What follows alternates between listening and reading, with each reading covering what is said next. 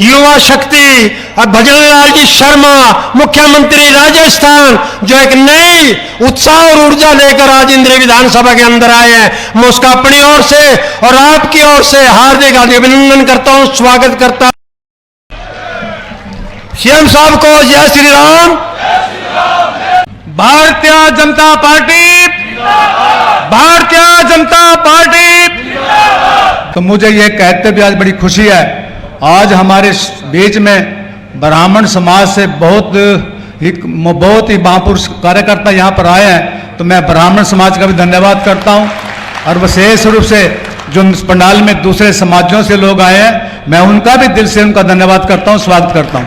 हाथ जोड़ करके आप सभी से वोट की अपील करता हूँ और अपील करता हूँ कि आने वाले 5 अक्टूबर को कमल के फूल के सामने, तीसरे नंबर पे है निशान, कमल के फूल के सामने बटन दबा करके अपने भाई राम कुमार कश्यप को भारी भारी मतों से जिताने का काम करें, ऐसा मैं आपसे निवेदन करता हूँ। आदमियों से बहुत बहुत स्वागत।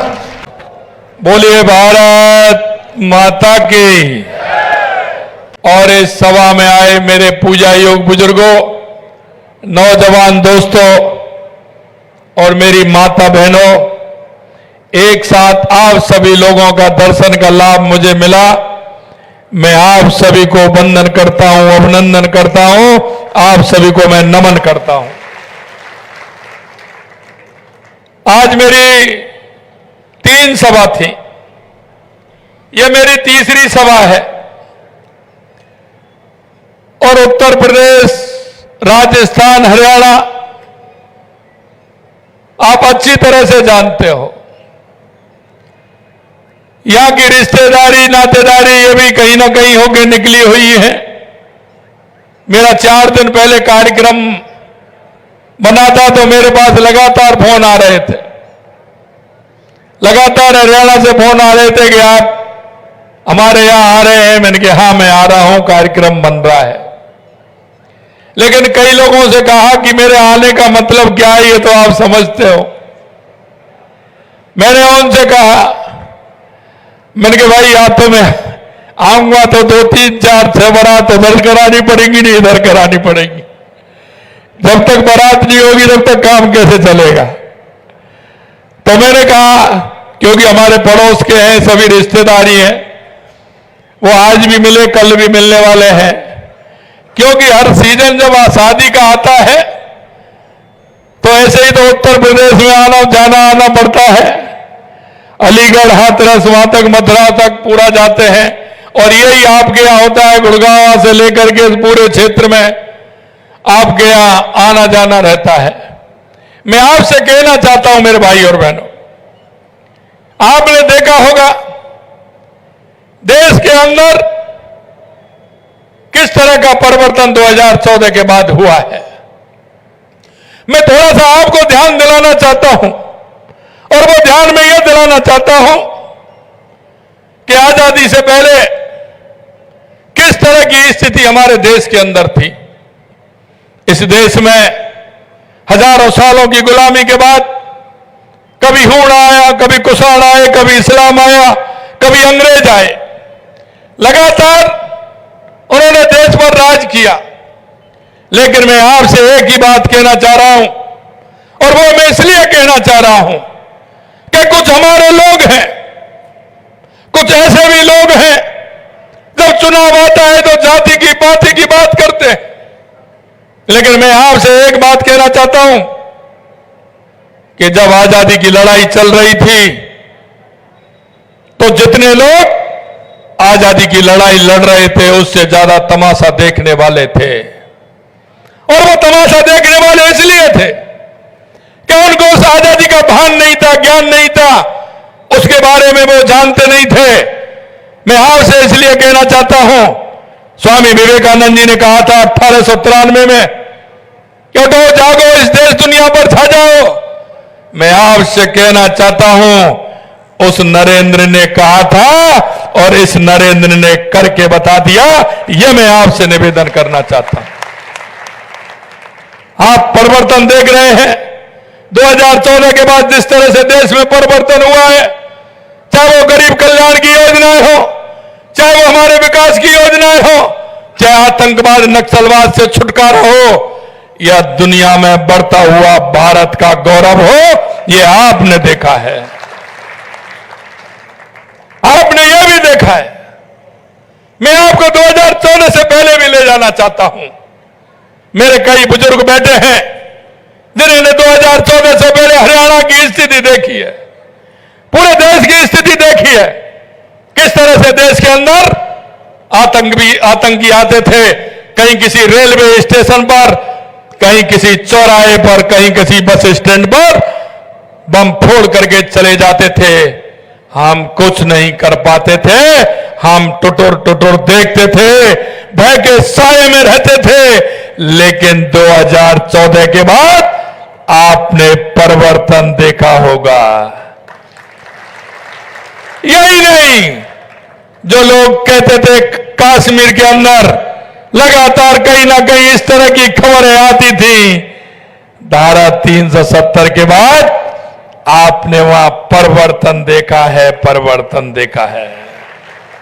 मैं परसों के दिन जम्मू कश्मीर के अंदर था, वहां मेरी 3 सभाएं थी, मैं उनमें गया।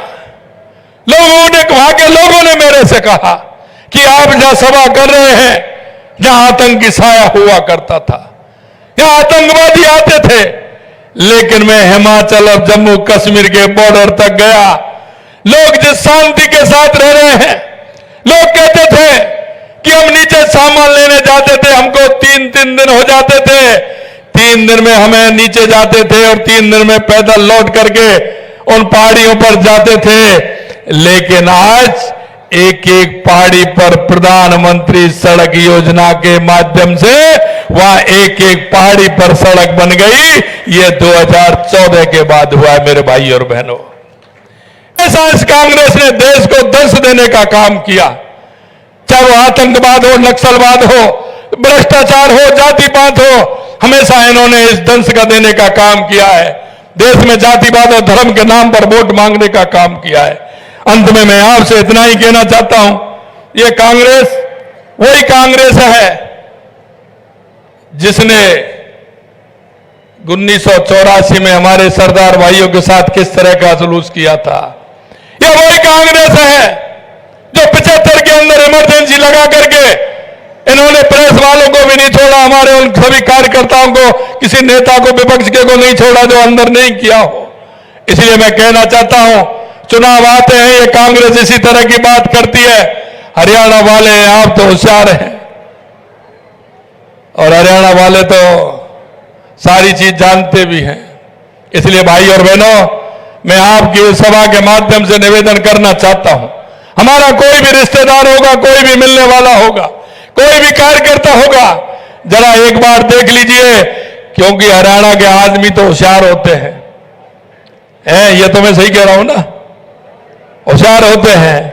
लेकिन मैं एक बात कहना चाहता हूं, आप जब दुकान पर कोई भी सामान लेने के लिए जाते हैं तो बड़ी होशियारी से देखते हैं उसको।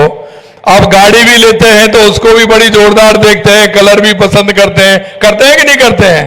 ये चाहिए मेरे को तो ये नहीं लूंगा, वाली 3 दिन बाद लेनी पड़े, लेकिन यही लेनी है मुझे।